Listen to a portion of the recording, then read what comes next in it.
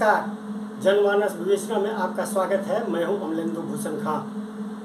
लतार पर लतार, भोपाल से दिल्ली, दिल्ली से भोपाल, भोपाल से दिल्ली, दिल्ली से भोपाल, ये लगातार मध्य प्रदेश के नेताओं का हो रहा है। और उन्हीं नेताओं में शिवराज सिंह चौहान भी शामिल हैं। वो रात के कभी 11 बजे दिल्ली पहुंचते हैं, कभी 6 बजे शाम में दिल्ली पहुंचते हैं, कभी दोपहर 2 बजे दिल्ली पहुंचते हैं। और बीजेपी की बैठक पे बैठक लगातार चल रही है।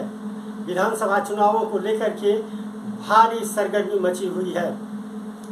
कांग्रेस और बीजेपी के दोनों ही पार्टियों ने अंदरूनी सर्वे जो करवाया है, उसके नतीजे बेहद ही चौंकाने वाले हैं। 22 विधायकों के कांग्रेस छोड़ करके भाजपा में शामिल होने के बाद, कमलनाथ सरकार गिरने के बावजूद शिवराज सिंह की चौहान सरकार जो है वो मध्य प्रदेश में लोकप्रियता हासिल नहीं कर पा रही है।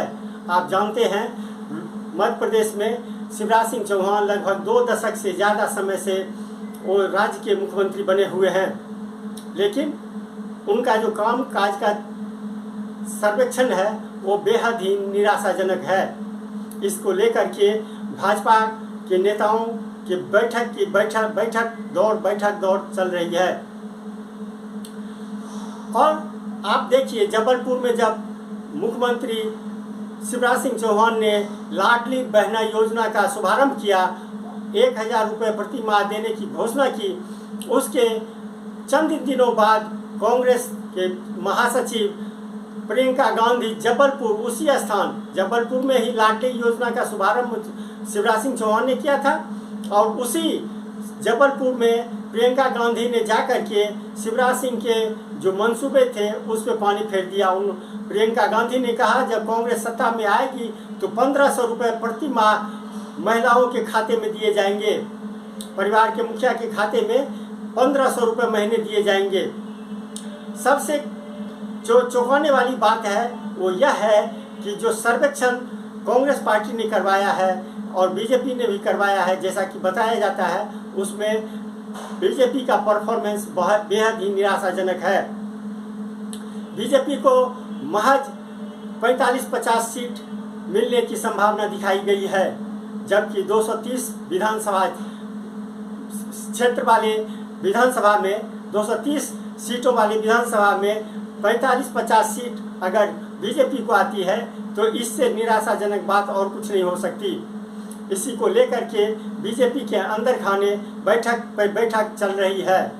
अब बीजेपी के सामने सबसे बड़ी दुविधा यह है कि इतना कम समय मिला है, जो विधानसभा चुनाव होने में जो मुख्यमंत्री भी नहीं बदल पाएंगे।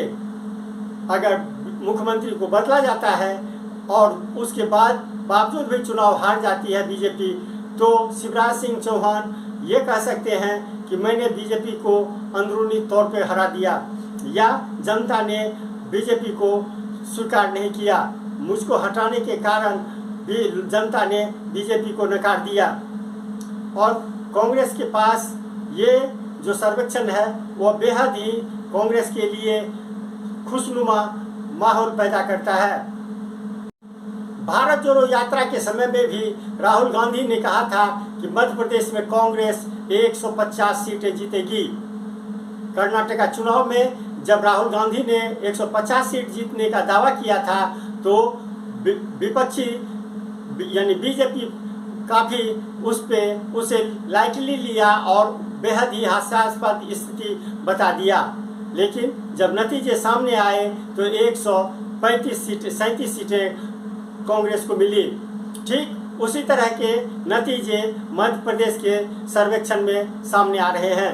लोगों का कहना है कि शिवराज सिंह चौहान अब कामकाज कुछ नहीं कर रहे हैं। आप जानते हैं, हाल ही में एक भयंकर आग लगी भोपाल में सरकारी दफ्तर में।